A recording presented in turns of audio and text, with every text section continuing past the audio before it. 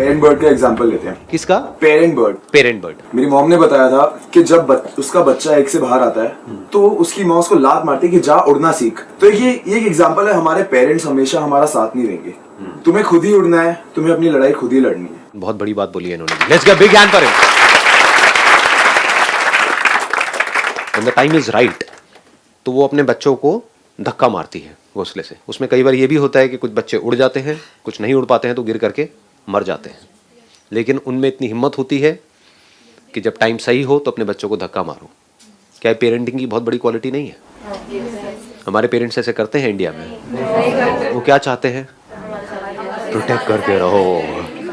अंडे में से वो निकला, उसके बाद में वो बड़ा भी हो गया और बड़ा हो गया, उसके भी अंडे निकल गए हैं। वो नन्नों में से भी कुछ फूट फूट के बाहर आ रहा है। लेकिन हमको मत छोड़ना, जो हम कह रहे हैं वैसे ही करना, वैसे ही चलना, कि अगर हम नहीं उड़े मरते दम तक तो तुम भी नहीं उड़ोगे। जबकि रियल पेरेंटिंग क्या है कि when the time is right, धक्का दिया, जीता है जिए, मरता है मरे। यही मेरा काम है एज पेरेंट। इससे बड़ा कोई काम हो नहीं सकता, दिल पे पत्थर रख करके, क्योंकि यार तो है ही ना। और वो कौन कर सकता है, कौन पेरेंट कर सकता है ये काम?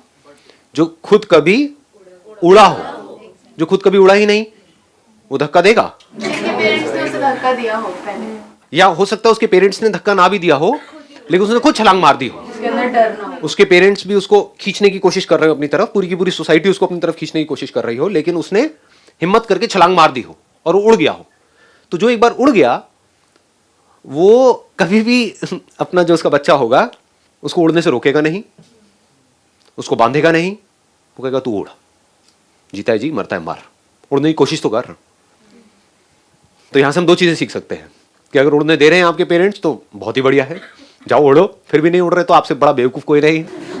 दूसरी पॉसिबिलिटी क्या हो सकती है कि पेरेंट्स रोक रहे हैं उड़ने के लिए, वो आपको बांधना चाहते हैं, तो आपको हिम्मत करनी पड़ेगी, तो छलांग मारनी पड़ेगी। सर, बर्ड्स के लिए उनकी जो फ्रीडम है वो ज्यादा इम्पोर्टेंट है हर चीज से। जैसे कि हमारे लिए अगर पिंजरा सोने का हो तो हमें पसंद है, पर उनको चाहे पिंजरा कैसा भी हो, सोने का हो, चांदी का हो, कैसा भी, लोहे का हो, पर उन्हें पिंजरा नहीं पसंद है। हमारे लिए अगर पिंजरा हमें अगर सोने का है तो हमें पसंद आ जाएगा, हम उसमें रहना स्टार्ट कर देंगे। हमारी फ्रीडम तो इतनी इंपॉर्टेंट नहीं होगी, पर उनकी फ्रीडम ज्यादा इंपॉर्टेंट है। बहुत कमाल की बात कही है इन्होंने। Let's give big hand for her. इतना डीपली कैसे सोच लिया आपने? मतलब it is very interesting. Philosophy थोड़ी अच्छी लगती है। अच्छा, तो आप क्या कर रहे हो अभी? स्टडी कर रहे हो? Philosophy BTech.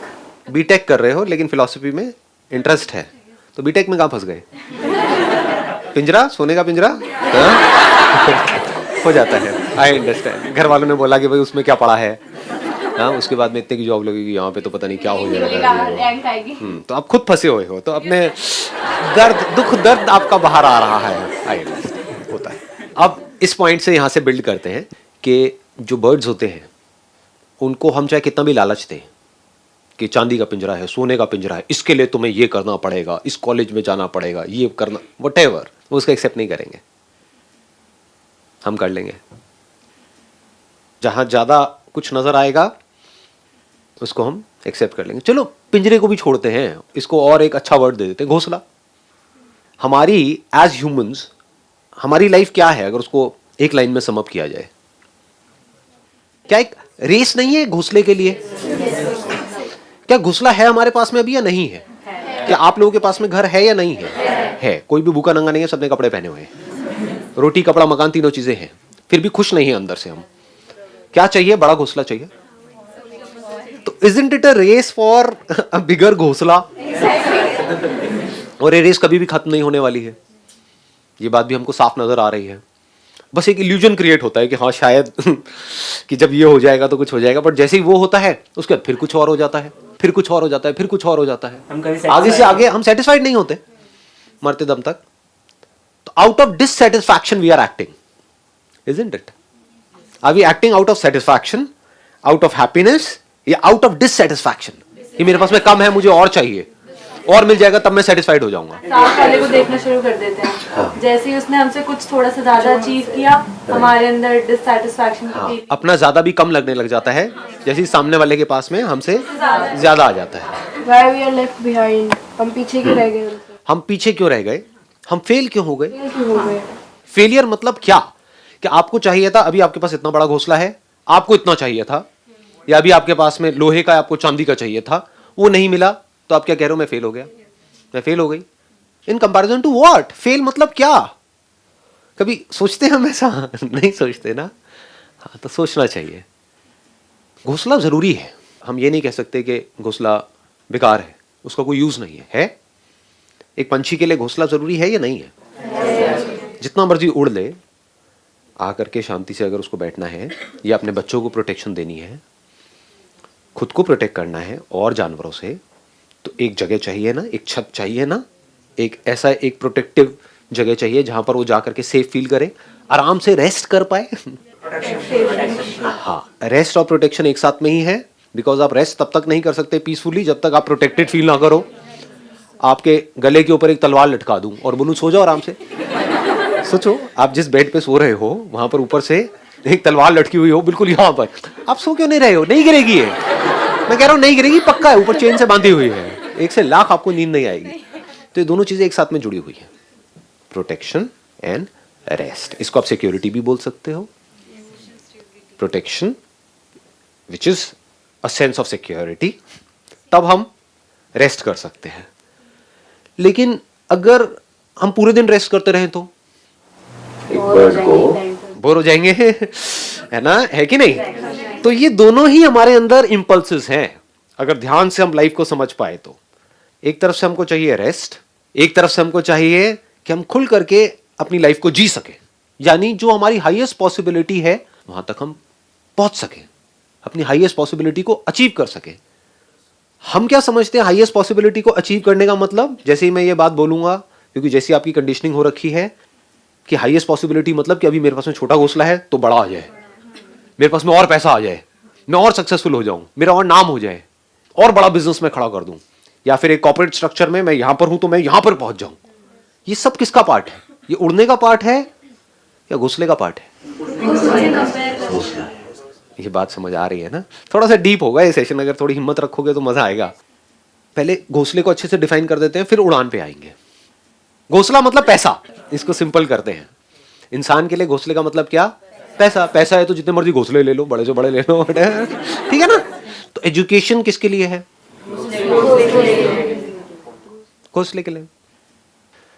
जो भी हमारे पास में सामान है, जहां से हम सोचते हैं कि वो इकट्ठा हो जाएगा तो हम खुश हो जाएंगे, गाड़ी हो गया, घर हो गया, तो सब तरफ जो बातें हो रही हैं वो सिर्फ इसकी हो रही है। कहीं उड़ान की बात होती है क्या?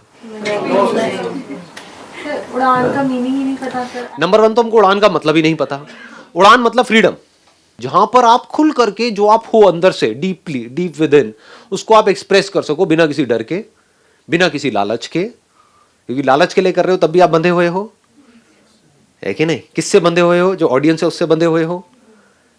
कि अगर आप उड़ रहे हो इसलिए कि जो जमीन पे लोग बैठे हैं वो देख करके ताली बजाएं, तो अब आप वैसे ही उड़ोगे जैसे कि वो चाहते हैं? वैसे तो नहीं ना, जैसे आप चाहते हो। तो फ्रीडम का मतलब क्या? जैसे आप चाहो वैसे उड़ जाओ, आपको परवाह ही ना हो किसी की भी। और घोंसले के लिए अगर आप उड़ रहे हो तो if you are flying for money तो वो भी बॉन्डेज हो गई, दैट इज नॉट फ्रीडम। एक पंछी को तो हम बांधते हैं at a physical level, mind के लेवल पे क्या कोई पंछी बंधा होता है?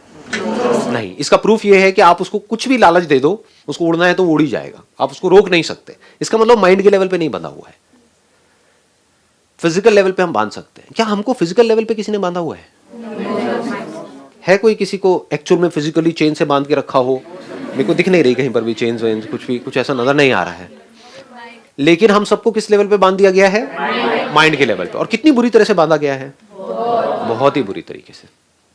कमाल की कंडीशनिंग है। निकलना चाहते हैं बट निकल नहीं पाते। निकलना सब चाहते हैं, क्यों नहीं निकलना चाहेंगे? जैसे एक पक्षी है, वो जिएगा एक पिंजरे के अंदर, मरेगा पिंजरे के अंदर, और बीच बीच में हंसेगा भी। उसको मोबाइल दे दिया जाए तो उसका टाइम पास भी हो जाएगा, टीवी दे दिया जाए तो और बढ़िया समझ? तो जिंदगी कट जाएगी, लेकिन लाइफ में एक डीप सेटिस्फैक्शन नहीं होगा कि सब कुछ तो मिल गया लेकिन फिर भी मजा नहीं आ रहा लाइफ में। हाँ, there is something missing in life. वो मिसिंग क्या है वो उसको पता तक नहीं है। पता हो तो वो कुछ करे ना, उसको पता ही नहीं है उड़ान नाम की भी एक चीज होती है। उसको उड़ने ही नहीं दिया बचपन से, बचपन में ही बांध दिया गया। तो अब हमको किसने बांधा है? फिजिकली तो नहीं बांधा, ये तो हमको समझ आ रहा है, कहीं पर भी फिजिकल कोई पिंजरा हमको नजर नहीं आ रहा है, माइंड के लेवल पे बांध दिया गया है।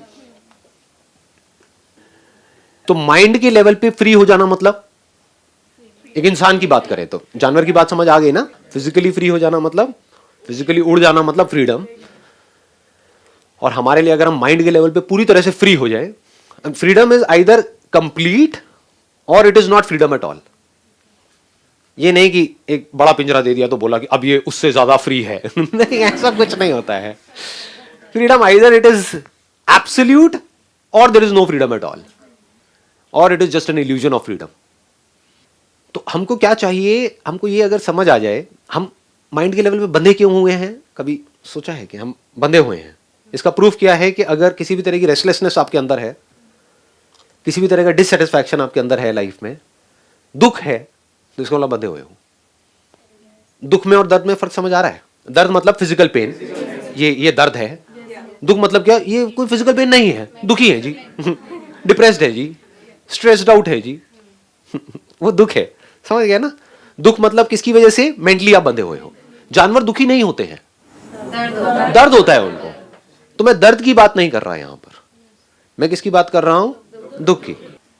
पहले स्टेप में हमको यह देखना है कि हम कैसे, किन चीजों से बंधे हुए हैं, फिर हमको देखना है हम उससे फ्री कैसे हो सकते हैं, फिर यह समझना है कि हमारे लिए हाईएस्ट पॉसिबिलिटी क्या है एक इंसान के लिए। जैसे पक्षी के लिए हाईएस्ट पॉसिबिलिटी क्या है, उड़ जाना, इससे ऊपर कुछ नहीं है। इंसान के लिए क्या है, कभी सोचा है? Freedom from that mental bondage, है कि नहीं? That is the highest possibility for a human being, इससे ऊपर और कुछ नहीं है। ज्यादा हो रहा है, थोड़ा ज्यादा डीप हो गया है, आ रहा है, पकड़ में आ रहा है। ये हमको समझ आ रहा है कि हमने मेंटल लेवल पे, माइंड के लेवल पे अपने आप को बांधा हुआ है। कैसे बांध दिया हमने अपने आप को? हाँ, और लोगों ने हमको बांध दिया। लेकिन अगर हम फ्री होना चाहें अभी इस मोमेंट में, तो हमको कौन रोक रहा है? अगर मैं बंधना नहीं चाहता तो आप आ जाओ, या कोई भी आ जाए मेरे को बांधने के लिए, माइंड के लेवल पे। फिजिकली तो आप बांध सकते हो, चाहे मेरे पेरेंट्स हो चाहे कोई भी हो, क्या वो बांध सकते हैं? अगर मैं नहीं बंधना चाहता तो हाँ। और अगर मैं रेजिस्ट ना करूं तो कोई भी आके बांध सकता है कि नहीं? तो माइंड के लेवल पे कैसे बंधे हुए हैं?